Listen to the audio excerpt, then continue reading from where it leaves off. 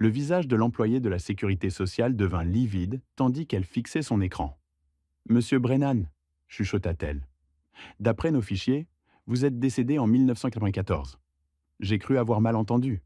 Mon nom est Pierre Brennan et j'étais bien vivant, assis dans ce bureau administratif exigu, mes mains calleuses serrant des documents d'assurance périmés. Les néons bourdonnaient, projetant des ombres crues sur les murs écaillés. C'est impossible, dis-je. J'utilise ce numéro de sécurité sociale depuis mon premier emploi à 18 ans. L'employé tapa autre chose. Son expression passa de la confusion à la peur. Elle attrapa son téléphone de ses doigts tremblants. J'avais 33 ans, récemment licencié de la Syrie, avec mes derniers 47 € en poche. Et apparemment, je n'existais pas. Ou pire, j'existais en tant que quelqu'un qui était mort depuis presque 40 ans. Derrière moi, je sentais le fantôme de mon beau-père, Roy Hatcher, qui m'avait jeté dehors 15 ans auparavant. Ces mots résonnaient encore. Tu n'es pas de mon sang. Jamais été. Jamais seras. Roy avait épousé ma mère Diane quand j'avais 8 ans, 2 ans après la mort de mon père Thomas Brennan dans un accident de camion.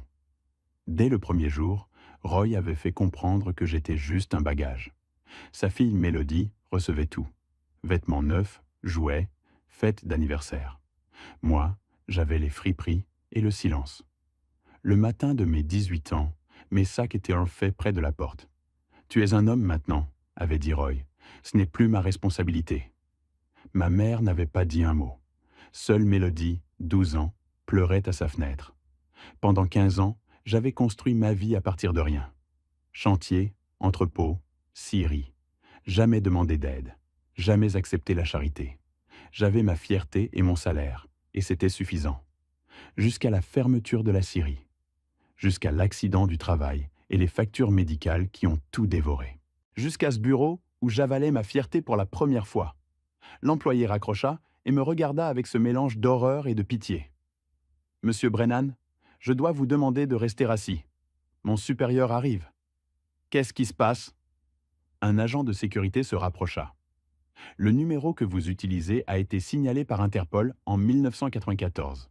Il appartient à un enfant décédé dans un accident de camion avec son père. Mon père est mort dans un accident de camion en 1997. J'avais 6 ans. Je me souviens des funérailles. L'enfant qui est mort avait 3 ans, en 1994. Un homme en costume marine apparut. Il regarda l'écran, puis mon visage. Son calme se fissura. Dans cette fissure, je vis quelque chose de terrifiant, de la reconnaissance. « Mon Dieu !» murmura-t-il. Verrouillez son dossier immédiatement. N'appelez personne d'autre. Il me regarda à nouveau. « Monsieur Brennan, ou qui que vous soyez, vous devez vous préparer. Tout ce que vous pensez savoir sur votre vie est sur le point de changer. » Je restais assis, mes 47 € dans mon portefeuille, mes mains tremblantes. Être jeté dehors à 18 ans n'était rien comparé à découvrir que je n'étais peut-être le sang de personne. L'homme qui se faisait appeler Pierre Brennan était sur le point d'apprendre que son existence était construite sur la tombe de quelqu'un d'autre. Je n'étais pas censé me retrouver ici. 33 ans, au chômage, mes derniers 47 € dans mon portefeuille. La salle d'attente sentait le désinfectant et le désespoir. Mes mains racontaient mon histoire. Cicatrices des chantiers, callosité de l'entrepôt, coupure fraîche de la scierie. Ces mains avaient construit mon indépendance depuis que Roy m'avait jeté dehors. Diane avait épousé Roy quand j'avais 8 ans. Avant, c'était juste nous deux après la mort de mon père Thomas. Je me souviens du jour où elle m'a parlé de l'accident. Son camion avait dérapé près de Marseille, en septembre 1997. J'avais 6 ans. « On va s'en sortir, mon chéri », avait-elle murmuré aux funérailles. 2 ans plus tard, Roy, superviseur à EDF, maison avec piscine. Pour ma mère, le salut. Pour moi, un homme calculant le coût d'accepter le fils d'un autre. Roy avait une fille, Mélodie, 2 ans plus jeune. Les lignes furent vite tracées. Elle avait cours de danse, vêtements neufs, fête d'anniversaire. Moi, les dons de l'église et des gâteaux de supermarché. L'argent ne pousse pas sur les arbres. Il faut donner la priorité à la famille. Le message était clair. Je n'étais pas de la famille. Ma grand-mère Ruth essayait de rester dans ma vie. Appel du dimanche, carte d'anniversaire, invitation à Toulouse. Roy trouvait toujours des raisons pour refuser. Le garçon a besoin de travailler, de se forger le caractère. Au lieu d'été avec Ruth, je tondais les pelouses. Roy ne prenait pas mon argent, mais s'assurait que je sache que tout était de la charité. Ton père aurait dû avoir une meilleure assurance vie. Ma mère se recroquevillait à ces mots, devenant un fantôme dans sa propre maison. Le jour de mes 18 ans, mes sacs étaient prêts. Tu es un homme maintenant. Ce n'est plus ma responsabilité. Ça ne l'a jamais vraiment été. Ma mère n'a rien dit. Mélodie a couru dehors en sanglotant. Je suis désolé, Pierre. Ce n'est pas juste. Ce n'est pas ta faute, Mel. C'était il y a 15 ans. Depuis, j'avais travaillé, économisé, construit une vie entièrement mienne. Pas d'aide, pas de charité, jamais. Jusqu'à la fermeture de la scierie. Jusqu'à l'accident qui m'a déchiré l'épaule. Jusqu'aux factures médicales. Jusqu'ici, sur le point de découvrir que ma vie était construite sur l'identité de quelqu'un d'autre. Le bureau semblait rétrécir. Madame Vega regardait alternativement son écran et mon visage, cherchant à résoudre l'impossible. « J'ai juste besoin d'une couverture temporaire », répétai-je. « La scierie rouvre au printemps. J'aurai besoin de votre numéro de sécurité sociale, monsieur Brennan. » Je récitais les 13 chiffres mémorisés depuis mes 18 ans. 1,94 05 79 421 836. Les chiffres qui avaient défini mon existence dans chaque base de données, chaque emploi, chaque déclaration d'impôt. Ses doigts s'arrêtèrent. Elle effaça, retapa plus lentement. Son front se plissa. Elle se pencha vers l'écran, puis recula comme brûlée. « Monsieur Brennan, il y a un problème avec votre numéro. » « Quel problème ? J'utilise ce numéro depuis 15 ans. » Du texte rouge, des symboles d'avertissement sur l'écran. Ce numéro a été signalé par Interpol en 1994. Il appartient à un enfant décédé dans un accident de camion avec son père, Pierre James Brennan. Le sol bascula. Mon père est mort en 1997, j'avais 6 ans. Je me souviens des funérailles. « Monsieur, restez assis. » Elle décrocha son téléphone. « Monsieur Randolph, poste 3, urgent, numéro signalé. » L'agent de sécurité se rapprocha. Les gens sortaient là que leur téléphone. La sueur perlait sur mon front. Bernard Randolph arriva. Grand, fin cinquantaine, présence autoritaire. Son calme se fissura en regardant l'écran. Confusion, reconnaissance, émerveillement. Mon Dieu, verrouiller son dossier. N'appeler personne. Je dois passer un appel spécifique. Que se passe-t-il? Je n'ai rien fait de mal. Il m'étudia intensément. Est-ce le nom que vous avez toujours utilisé? Depuis la naissance, Pierre James Brennan. Ma mère est Diane Brennan, née Hollis. Mon père était Thomas Brennan. Votre père est mort quand? Le 15 septembre 1997, près de Marseille. Quel âge aviez-vous? 6 ans, presque 7. Des souvenirs d'avant? Spécifiques? Les souvenirs étaient flous, comme du verre dépoli. Une cuisine jaune, ma mère qui chantait, le rire de mon père. Le numéro que vous utilisez appartenait à un enfant de 3 ans, mort en 1994, Pierre James Brennan et son père Thomas. 3 ans plus tôt que vous ne vous en souvenez. L'enfant avait 3 ans de moins. Mon téléphone vibra. Numéro inconnu. Restez où vous êtes. Votre vraie mère vous cherche depuis 30 ans. Agent Patricia Morris, police judiciaire, division des enfants disparus. La salle se mit à tourner. Madame Vega parlait de protocole. Randolph téléphonait. L'agent s'était rapproché. Et moi, 33 ans, je venais de découvrir que mon identité était construite sur le nom d'un enfant mort. Je me levai, jambes instables mais voix ferme. Je n'ai rien fait de mal.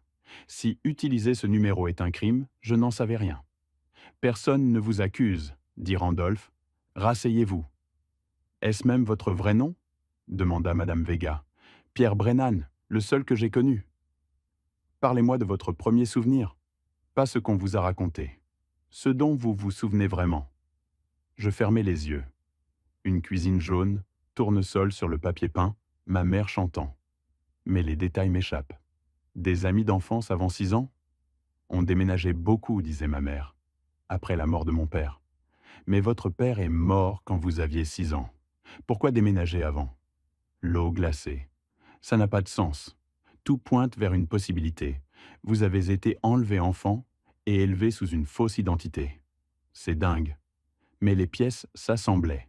L'hostilité de Roy, le regard fuyant de ma mère, l'absence de photos avant 7 ans. Mon téléphone vibra. Palais de justice, 4 boulevards du Palais, 3e étage. Vos parents biologiques arrivent de Lyon. Ils vous cherchent depuis 1991. Je montrai le SMS à Randolph. La femme qui vous a élevé, Diane, où est-elle? Je ne sais pas. Mélodie a dit qu'elle et Roy ont divorcé il y a 5 ans. Maman est partie dans l'Ouest, en Bretagne. La police judiciaire l'a en garde à vue. Elle vivait sous le nom Diana Henderson. Elle a été arrêtée, recherchée pour enlèvement depuis 1991. Votre nom n'est pas Pierre. Le vrai Pierre est mort avec son père à 3 ans. Diane était sa mère. Elle a pris un autre enfant pour le remplacer. Vous, ma mère qui me serrait trop fort. Son regard rempli de culpabilité ou de peur. Roy savait. La réalisation me frappa. C'est pour ça qu'il me détestait. Pour ça qu'il m'a jeté dehors. Elle a avoué à Roy quand vous aviez 17 ans. Elle l'a supplié d'attendre votre majorité. Il a accepté à condition que vous partiez. Alors il m'a jeté. La colère monta. Il m'a laissé croire que j'étais sans valeur pendant 15 ans. Les agents ont tout. ADN, photos, dossier complet. Votre vrai nom est Lucas Wade Palmer. Parents, Jennifer et Michel Palmer de Lyon. Enlevé d'un parking de supermarché à 6 mois. Mes parents, ils sont vivants? Très vivants. Votre mère dirige une fondation pour enfants disparus. Votre père est mécanicien retraité. Vous avez un frère, Denis, né après votre disparition. Madame Vega me tendit une photo. Une famille lors d'un événement caritatif. La femme avait mes yeux, même teinte de vert. L'homme avait ma mâchoire, ma carrure. Le jeune homme ressemblait à un miroir d'une autre vie. Ils n'ont jamais abandonné. 33 ans. Je regardais ces étrangers qui étaient mon sang, ma vraie famille. Les 47 € n'avaient plus d'importance. La sécurité sociale n'avait plus d'importance. Même la colère contre Roy. Tout ce qui comptait, quelque part à Lyon, 2 personnes prenaient point l'avion pour rencontrer le fils qu'elles n'avaient jamais cessé d'aimer. Emmenez-moi les voir. Je dois tout savoir. 2 heures plus tard, j'étais assis dans une salle de conférence du palais de justice qui sentait le café et la vieille moquette. L'agent Patricia Morris, une femme d'une 40aine d'années aux yeux bienveillants et aux manières efficaces, étala des photographies sur la table comme si elle distribuait des cartes. Chaque image révélait un autre morceau d'une vie dont je n'avais jamais su qu'elle existait. « Votre nom est Lucas Wade Palmer », commença-t-elle en faisant glisser la première photo vers moi. Un jeune couple tenant un bébé, tous deux rayonnant devant la caméra. Les yeux verts de la femme étaient identiques aux miens, jusqu'à la petite tache dorée dans l'œil gauche. Vous êtes né le 15 mars 1991 à Lyon. Vous aviez 6 mois quand vous avez été enlevé. Je pris la photo de mes mains tremblantes. Le bébé aurait pu être n'importe quel bébé, mais la femme qui le tenait était indéniablement liée à moi. Même nez, même sourire de travers, même façon d'incliner légèrement la tête quand elle était heureuse. Le 18 septembre 1991, continua l'agent Morris en sortant un rapport de police. Votre mère, Jennifer Palmer, chargeait des courses sur le parking d'un carrefour. Une femme l'a approchée, demandant de l'aide pour des directions. Pendant que Jennifer était distraite, quelqu'un d'autre vous a pris du caddie. Le tout a pris moins de 30 secondes. Les caméras de surveillance? C'était en 1991. Les quelques caméras qu'ils avaient étaient de mauvaise qualité. Tout ce qu'on a obtenu, c'était une image granuleuse d'une femme vous portant vers un fourgon. On sait maintenant que cette femme était Diane Hollis. Elle sortit un autre document. Le vrai fils de Diane, Pierre James Brennan, est mort avec son père, Thomas, dans cet accident de camion en 1994. Mais voilà ce que vous ne savez pas. Ce n'était pas en septembre. C'était en mars. Et l'enfant avait 3 ans, pas 6. Donc tous mes souvenirs d'avoir 6 ans quand mon père est mort, fabriqués. Diane vous a probablement raconté l'histoire tant de fois que votre cerveau a créé de faux souvenirs pour correspondre. C'est plus courant qu'on ne le pense dans les cas d'enlèvement d'enfants. Les jeunes enfants acceptent ce qu'on leur dit comme vérité et construisent leur identité autour. L'agent Maurice affichait quelque chose sur sa tablette. Une femme, fin cinquantaine, toujours belle malgré l'usure de décennies de chagrin. Ses yeux étaient rouges d'avoir pleuré. Mais il y avait de l'espoir en eux, désespéré et brillant. Voici Jennifer Palmer aujourd'hui. Votre mère. Votre vraie mère. Elle n'a jamais cessé de chercher. Jamais. Elle dirige la Fondation Palmer pour les enfants disparus. Ils ont aidé à retrouver plus de 200 enfants disparus au cours des 3 dernières décennies. Votre père, Michel, a pris sa retraite anticipée de son garage de mécanique pour aider à la gérer. Votre frère cadet, Denis, est né 3 ans après votre disparition. Il a 30 ans maintenant. Il travaille comme entrepreneur à Villeurbanne. Elle fit glisser vers une autre photo. Un homme d'une trentaine d'années qui me ressemblait si j'avais vécu une vie différente. Même carrure, même main, mais ses yeux portaient une aisance que les miens n'avaient jamais connue. « Ils sont tous ici ?» demandai-je. « Dans ce bâtiment ?»« Dans la pièce d'à côté. Ils ont pris l'avion dès qu'on les a appelés. Lucas, il y a autre chose que vous devez savoir. » L'agent Maurice sortit un autre document. Roy Hatcher coopère pleinement. Il nous a tout dit. Qu'est-ce qu'il savait? Quand vous aviez 17 ans, Diane s'est saoulée un soir et a tout avoué. Elle a dit à Roy que vous n'étiez pas vraiment Pierre, qu'elle vous avait pris après la mort de son fils parce qu'elle ne pouvait pas supporter le vide. Roy allait la dénoncer immédiatement, mais elle l'a supplié. Elle a dit qu'il ne vous restait qu'1 an de lycée. Elle lui a demandé de vous laisser finir, devenir légalement adulte avant que votre monde n'explose. Alors, il a accepté d'attendre, puis m'a jeté dehors à la place. Il pensait qu'il vous protégeait de la vérité. À sa manière tordue, il croyait que vous rendre indépendant était mieux que de vous laisser découvrir que toute votre vie était un mensonge alors que vous étiez encore mineur. C'est pour ça qu'il disait toujours que je n'étais pas de son sang. Il savait que je n'étais le sang de personne. Du moins, pas celui que je pensais. L'agent Maurice secoua la tête. Vous vous trompez. Vous êtes le sang de quelqu'un. Vous êtes le sang de Jennifer et Michel Palmer. Ils saignent depuis 33 ans. Ils attendent ce moment. Elle se leva, marcha vers la porte. « Êtes-vous prêt ?» Je hochai la tête, même si prêt était la dernière chose que je ressentais. La porte s'ouvrit et le temps s'arrêta. Jennifer Palmer se tenait là, figée dans l'embrasure. Elle était plus petite que je ne l'avais imaginé, peut-être 1,65 m, mais sa présence remplissait la pièce. Sa main couvrit sa bouche et les larmes coulèrent sur son visage. Derrière elle, Michel Palmer, grand et solide, agrippait le cadre de la porte comme s'il pourrait s'effondrer sans lui. « Mon garçon » murmura Jennifer, les mots à peine audibles. « Mon petit garçon ». Elle fit un pas en avant, puis un autre, se déplaçant comme si elle avait peur que je disparaisse si elle bougeait trop vite. Quand elle m'atteignit, sa main monta lentement, touchant mon visage comme pour s'assurer que j'étais réel. « Tu as le menton de ton grand-père » dit-elle en riant à travers ses larmes. Je me suis toujours demandé si tu grandirais pour lui ressembler. Michel avança alors, ses mouvements prudents et mesurés. « Lucas » dit-il, sa voix rauque d'émotion. « On n'a jamais abandonné, pas un seul jour. »« Je ne me souviens pas de vous, » dis-je, détestant comment ça sonnait, mais devant être honnête. « Je suis désolé, mais je ne me souviens d'aucun de vous. »« Tu avais 6 mois, » dit Jennifer, sa main toujours sur mon visage. « On ne s'attend pas à ce que tu te souviennes. On voulait juste que tu rentres à la maison. » Puis elle me serra dans ses bras, et quelque chose en moi qui avait été gelé pendant 33 ans commença à dégeler. Les bras de Michel nous entourèrent tous les deux, et j'étais entouré de quelque chose que je n'avais pas ressenti depuis avant que Roy ne me jette dehors. Peut-être jamais. Ce n'était pas juste de l'amour, c'était l'appartenance. Une véritable appartenance de sang profond. Derrière eux, Denis apparut dans l'embrasure, restant en retrait, mais regardant avec des yeux qui reflétaient les miens. Mon frère, mon vrai frère. « On a tellement de choses à te raconter, » murmura Jennifer contre mon épaule. « Tellement de temps à rattraper. Mais d'abord, bienvenue à la maison, Lucas. Bienvenue à la maison. » 3 mois plus tard, je me tenais dans ce qui avait été ma chambre de bébé à Lyon. Jennifer, ma vraie mère, l'avait gardée exactement comme elle était le jour de ma disparition. Le berceau contenait toujours l'ours en peluche qu'elle avait acheté pour mon premier Noël. Les murs affichaient toujours la frise de l'alphabet qu'elle avait peinte elle-même pendant sa grossesse.